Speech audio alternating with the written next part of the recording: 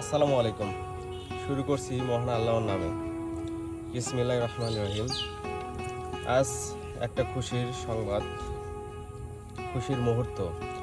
সেটা হচ্ছে আমার এই ভাই ছিলেন অনেক বেকার।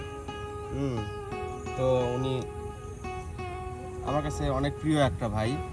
তো ওনাকে আমি তার বেকারত্ব দূর করার জন্য আমি আমার নিজ থেকে একটা সিএনজি তাকে উপহার স্বরূপ, এটা উপহার বললেও চলে, আবার তার কাছে বিক্রি করা বলেছে। বিক্রি করা বলতে ধরেন একটা মানুষ যদি সিএনজি ভাড়া নেয় তাহলে তাকে দৈনিক 300 করে টাকা দিতে হবে।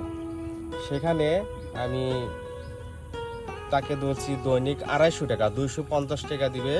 কোনো লাভ না, কোনো সুদ না, কোনো কিছু না। উনি ওই 250 টাকা দৈনিক ইনকাম করে দিয়ে আস্তে আস্তে আস্তে শোধ করে দিবে, যত দিনে না তার এটা শোধ হয়। এখানে যত মূল্যে উনি নিজে কিনছে, টাকাটা আমি দিছি। তো এখানে যত টাকা দিবে ওখান থেকে শোধ হয়ে যাবে। তো ভাই, নাম কি আমার? মাইনুল ভাই। মাইনে। তো আপনি আগে বেকার ছিলেন? হ্যাঁ, বেকার ছিলাম। আগে বেকার ছিলেন। তো এখন গাড়িটা আমি এটা আপনাকে দিলাম, এটা আপনি অনেক খুশি? খুশি। যাক, আমার জন্য দোয়া করেন। আচ্ছা। এই যে এখানে চুক্তিবদ্ধ আছে, এটাও আপনার কাছে রাখেন।